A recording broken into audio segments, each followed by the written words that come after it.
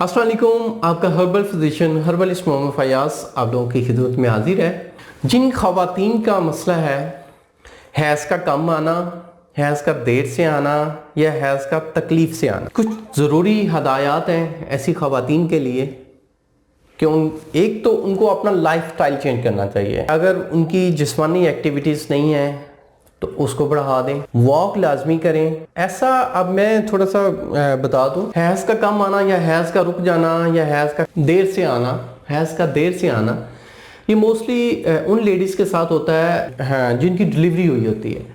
क्योंकि last month में भी आराम करने को कहा जाता है। हमारे जो लेडीज़ डॉक्टर हैं वो कहती हैं जी आराम करें। उसके बाद जो 40 दिन होते हैं उनमें भी आराम करने को कहा जाता है। तो जब आराम करेंगे तो ब्लड सही सर्कुलेट नहीं होगा। जब आराम करेंगे तो जिस्म में चर्बी बढ़ जाएगी। अक्सर ऐसी लेडीज़ को देखा गया है जिनका प्रेगनेंसी के बाद वेट गेन हो जाता है। तो उसके बाद क्या होता है, शिकायत आ जाती है जी। ऐसे मेरे भी काफ़ी पेशेंट्स मेरे पास आते हैं जी, प्रेगनेंसी हुई, उसके बाद डिलीवरी हुई, उसके बाद जी पीरियड्स आने बंद हो गए हैं। तो ऐसी लेडीज़ को कि फ़ौरन बाद जब आप 40 दिन आराम करती हैं, आराम करना चाहिए, लेकिन उसके साथ थोड़ी थोड़ी जिस्मानी मशक्क़त भी करनी चाहिए।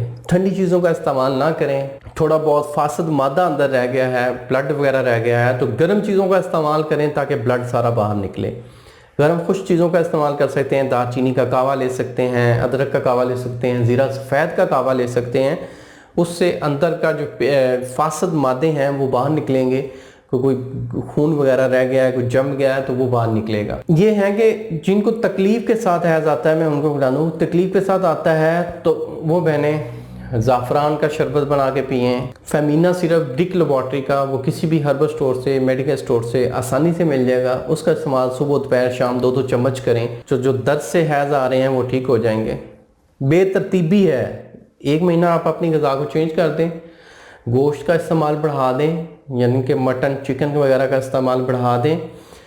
पानी का इस्तेमाल ज़्यादा करें, ठंडी चीज़ों से परहेज़ करें। तो आपको सेकंड जो आपको पीरियड्स आएंगे वो टाइम पे आएंगे। पीरियड्स के दौरान तकलीफ़ है तो वो मैंने कावा जात आपको बता दी हैं, उनके इस्तेमाल से पीरियड्स के जो दौरान है पेन होता है वो ख़त्म हो जाएगा।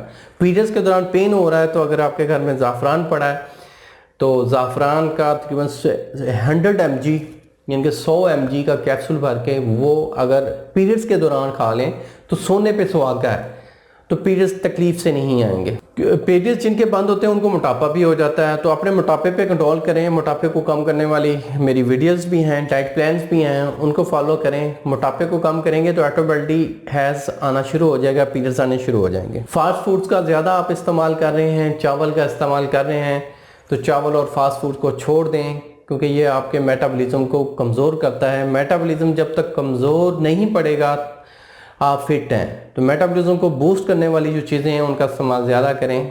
हनी का इस्तेमाल करें, मॉर्निंग में 2 एग ज़रूर लें, बॉइल्ड एग लें। अगर आप मेरी इन बातों पे अमल कर लेते हैं तो अल्लाह के फजल से इंशाअल्लाह आपके ये मसाइल हल हो जाएंगे।